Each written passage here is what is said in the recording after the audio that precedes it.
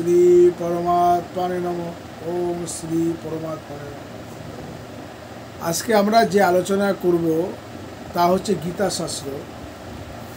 গীতাশাস্ত্র কোনো বিশিষ্ট ব্যক্তি, জাতি, মত, পন্থ, দেশকাল বা কোনো গোড়া সম্প্রদায়ের জন্য নয়। পরিষ্কারভাবে আমরা গীতাশাস্ত্র অধ্যয়ন করতে পারি।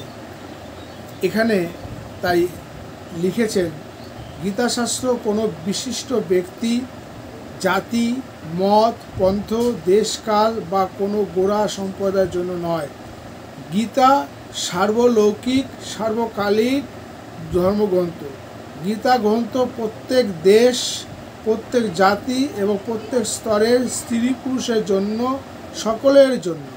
কেবল কারোর মুখে শুনে অথবা কারোর প্রেরণা অথবা প্রভাবে মানুষকে এমন কোনো নির্ণয় নেওয়া উচিত নয় যার প্রভাব তার নিজের অস্তিত্বের উপর প্রত্যক্ষভাবে পড়ে। পূর্বগ্রহ মুক্ত সত্যম্বের শ্রেণীর জন্য এই আর্য গ্রন্থ আলোক স্তম্ভ। হিন্দু বর্গের কথন হলো বৈদিক প্রমাণ। তাই হিন্দু বর্গের কথন হচ্ছে বেদই প্রমাণ।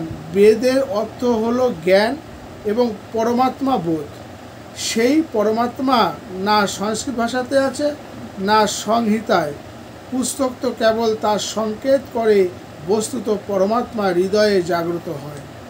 খুব সুন্দর কথা। বিশ্বামিত্র ভগবত চিন্তনে মগ্ন ছিলেন।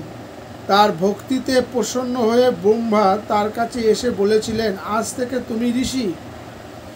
বিশ্বামিত্র এতে সন্তুষ্ট হননি, পূর্ববৎ ধ্যানমগ্নই ছিলেন।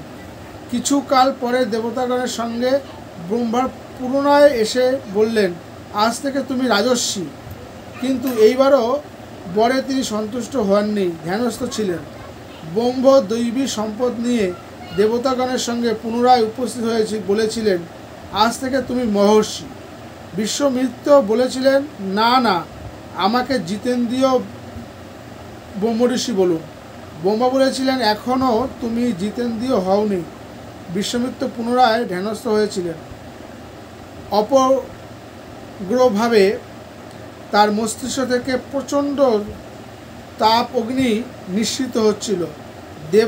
দেবতাদের অনুনয় করাতে তিনি আবার এসে বিশ্বামিত্রকে বলেছিলেন, এখন থেকে তুমি ব্রহ্ম ঋষি। তখন বিশ্বামিত্র বলেছিলেন, যদি আমি ব্রহ্ম ঋষি তবে বেদ আমাকে বরণ করুক। বেদ আমাকে বরণ করুক। বেদ বিশ্বামিত্রের হৃদয়ে অদ্ভুত হয়েছিল, অর্থাৎ তিনি পূর্ণ জ্ঞানী হয়েছিলেন। যে তত্ত্ব জানা ছিল না তার সমক্ষ জ্ঞান হয়েছিল। বস্তুত বেদ কোনো গ্রন্থ নয়, এই জ্ঞানকে বেদ বলে। বিশ্বামিত্র যেখানে থাকতেন বেদও সেখানে তার সঙ্গে সঙ্গে থাকত।